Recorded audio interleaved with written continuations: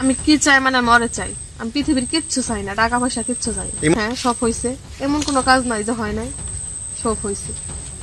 নইলে আমি কি কারণে আসবো? আমি অবৈধ প্রেমের সম্পর্ক সেখানে টাঙ্গাইলের সখীপুরে নামে এক তরুণী যে নাকি সেই দাবিতে তার বাড়িতে অনশনে বসে যেভাবে সেই দীর্ঘ দিন অতিবাহিত হলেও যেখানে কোনো সুরা হচ্ছে না, সেই বিবাহ এমনকি যেভাবে স্ত্রীর সম্মানের দাবিতে অবস্থান, কিন্তু সেই পরিবার থেকে মানতে নারাজ, সেখানে অনৈতিক সম্পর্কে যেভাবে সেই বিবাহ দাবিতে বক্তব্য ছিল।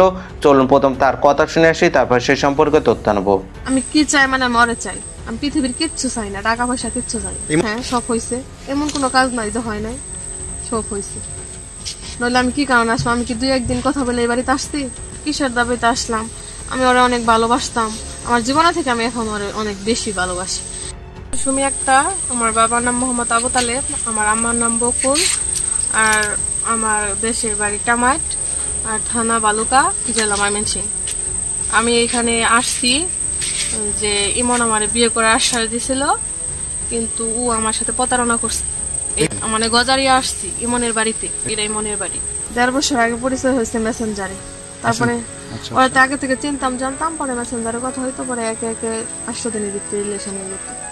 ইমনের সাথে আমার 1.5 বছর ধরে সম্পর্ক। তারপরে ইমন আমার আশ্বাস দিছে বিয়ে করব। 7 দিন আগে আমার সৃষ্ট নিয়ে গেছে, নিয়ে যে আমার রক্তের গ্রুপ সব টেস্ট করে আনছে। তারপর মানে কালকের আগের দিন ওর সাথে কথা হয়েছে সকালবেলা, ও বললো যে ঢাকায় আছে। তারপরে বললো যে আমি কিছুদিন কথা বলতে পারবো না, কিন্তু 5 দিন আগে ওরা বাড়ির থেকে ওর আম্মু ওর আফু জানতে পারছে যে আমার সাথে কথা বলে। তারপরে তারা চক্রান্ত কইরা মানে ওরা বিয়ে দিয়ে দিচ্ছে। কারণ আমি আসলে এই দিনটা অনেক আগে আসতে পারতাম, কিন্তু আমি আসি নাই। কি কারণ? ও আমার আশ্বাস দিছে যে বিয়ে করব।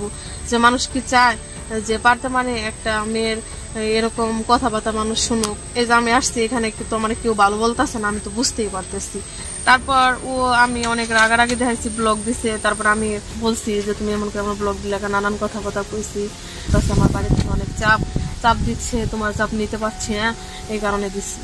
তারপর আমি কোনো কিছু বলি নাই। পরে কালকে আমি 11টা 9 ওর বোনের ফোন দিছি। পরে বলতেছে যে ওর আর বিয়ে শাদী করাবো না, কিছু করাবো না এলো। আমি পরে কইছি আপু একটু বুঝা দেখেন, আমি কিন্তু ওরা আমি অনেক ভালোবাসি। তারপরে আপু বলতেছে এগুলো আবেগ, এগুলো ভালোবাসা না, এগুলো আবেগ। তারপরে আমি আর তার কিছু বলি নাই। তারপরে আমি বলছি, পরে কয় যে তুমি অপেক্ষা করো, ওয়েট করো, ওরে আমি এখন বিয়ে করাম না, আমার আম্মার অসুস্থ ভালো হইলে তারপরে বিয়ে শাদী করামো। ও রাশিয়া যাইবো, রাশিয়া থেকে ঘুরে আসবো, তখন বিয়ে করামো, এটা বলছে যে আপু। বলার পরে আমি আপুরে বলছি যে আপু আমাদের বিষয়টা একটু ভাইবা দেখেন। তারপর আপু খালি শুনলো। তারপরে বলতেছে যে পরে বলতেছে যে তাহলে আমার 1 মিনিট ইমনের সাথে কথা বলার না। তা আপু বলতেছে যে ইমনের তোমার সাথে কোনো কথা বলবো না, আমার আম্মার সাইনা কসম কাটছে যে তোমার সাথে আর কোনোদিন কথা বলবো না। পরে এটুকু শুনে আমার অনেক কষ্ট লাগছে। হ্যাঁ সবাই জানে, আমার পরিবার সবাই জানে, ইমন আমার ফ্যামিলির আমার আম্মুর সাথেও 3 দিন আগে কথা বলছে ফোন দিয়া। আমি অনেক গালিগালাজ করছি, বকা দিছি, অনেক বুঝাইছি, আমার অনেক রাগ উঠছিল, ব্লক করছে। এই কারণে বিয়ে না করলে কি করার আছে, আল্লাহর কাছে বিচার দিয়ে রাখবো। আলহামদুলিল্লাহ, আর যদি মাইনা না নেয় তাহলে আমি আইনের ব্যবস্থা নেব। থেকে লোক আসছিল মনে হয় 11:30টার দিকে। তারপর আসার পরে আমার বলতেছে যে এখানে যদি তুমি 6 মাসকে 1 বছরও থাকো, তোমার কোনো সিদ্ধান্ত গ্রামবাসী বা কোনো মিডিয়ার লোক করতে পারবো না। যা করা হলো আইনের আশ্রয় নাও, আমাদের কাছে যাও, আমাদের সাথে কথা বলো, তাইলে আমরা যদি করে দিতে পারি। তুমি এখানে 6 মাস থাকলেও তোমার এখানে কিচ্ছু হইব না। মামলা নিছে তোমার কাছ থেকে না। তারপরে তারা নিয়ে গেছে 9 জন মনে আসছে পুরুষ আর 2 জন আসছে মহিলা। তারপর আইসা রাত 11টার পরে আমারে, আমার কাকারে, আমার আম্মারে, আমার কাকিরে নিয়ে গেছে।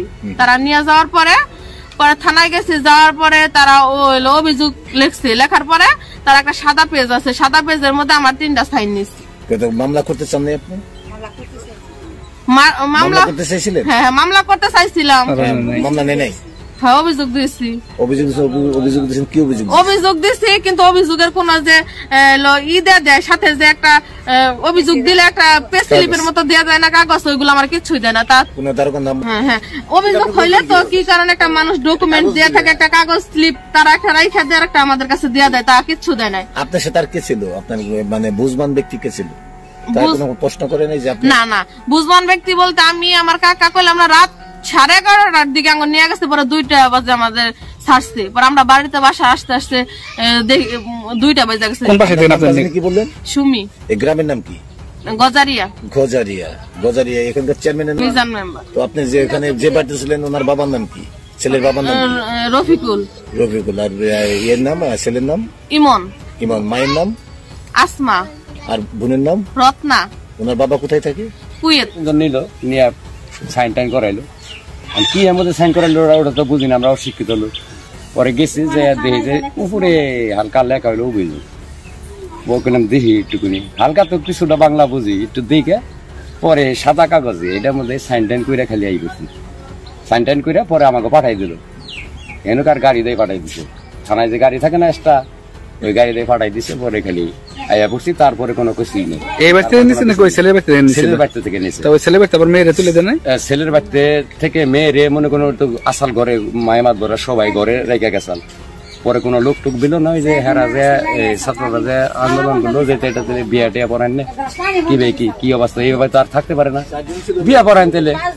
পরে ওই মুহূর্তে 1 ঘন্টা সময় নিল, 1 ঘন্টা সময়ের মধ্যে দেখা গেল 1 ঘন্টা পর সময় যে নিল, এতটি লোকের ভিতরে বহু লোক, অনেক লোক হয়েছে যে এটার একটা বিধি ব্যবস্থা, 1000 লোক বসছে যে তোমরা তাহলে একটা ব্যবস্থা করে বিয়ে পড়াও। তোমাকে তো 4টার দিকে বহার কথা আছে, সব অল গ্রামের মাতাব্বর সবাই বইছে, 4টার দিকে এটা একটা ফয়সালা করণ দরকার আছে। পরে 4টার দিকে আর ফয়সালা করেনি, ফয়সালা করেন নাই। রাত্রে পর সব পোলাবান চলাবান ছাত্র মাত্র যা আছে তারা যে কইছে তাহলে 4টার বসার কথা আছে, তাহলে বিয়ে শাদী পড়াবো, তাহলে কোক বিয়ে শাদী পড়াক। পরে আর বিয়ে শাদী পড়ানো হয় নাই। অনুষ্ঠানে আমাকে 10-12 জন অফিসার আইসে থানায় নিয়ে গেছে। থানায় নিয়ে যাওয়ার পরে রুমে নিয়ে যাওয়ার পরে বৈশা রইলাম। বৈশা থাকার পরে মহিলা 3 জন নিল। আমি করলাম যে কোনো মামলা টামলা করুম না। পরে মহিলা 3 জন নিল, কইলো যে ওটা কাজ আছে। পরে নিয়ে গেল, নিয়ে সাইন টাইন নিয়ে আমি যাইও নাই, কাছে যাবার জন্য আমি যাইও নাই। পরে মহিলারা গেছে, যাই আমি জিজ্ঞাসা করলাম তাহলে কি নিকা নিছে। পরে কয় কেস লাগাই দিচ্ছে। মহিলারা এরা তো আর জানে না, ওই থানার বারিন্দায়ও যায় না, আর আমরা তো আইন সম্বন্ধে তো বুঝিও না। গেছি, পরে আমার ডাক দিছে যে আপনিও আসেন। পরে গেছি, যাই পরে কয় একটা সাইন দিই। তাহলে একটু দেখি কি এর মধ্যে সাইন দিই। তরুণী যে নাকি এক যুবককে বিবাহ এমনকি শারীরিক সম্পর্কর বিষয় নিয়ে এমনকি যেভাবে সেই স্ত্রীর স্বীকৃতিতে তার বাড়িতে অবস্থান করেছে, এমনকি তার একটি চাওয়া বিবাহ, কিন্তু সেখানে কোনো সুরা না পেরে তার বক্তব্যে যেভাবে সেই বিষয়টি উঠে এসেছে, আপনার সম্পূর্ণ ভিডিও ক্লিপে সেই কথা শুনলেন। সেই সম্পর্কে আপনার তথ্য মন্তব্য কমেন্ট বক্স জানাবেন। সকলে সচেতন থাকবেন, পরিবার নিয়ে ভালো থাকবেন, সুস্থ থাকবেন। দেখা হবে পরবর্তী অন্য কোনো ভিডিওতে। সে পর্যন্ত আল্লাহ হাফেজ।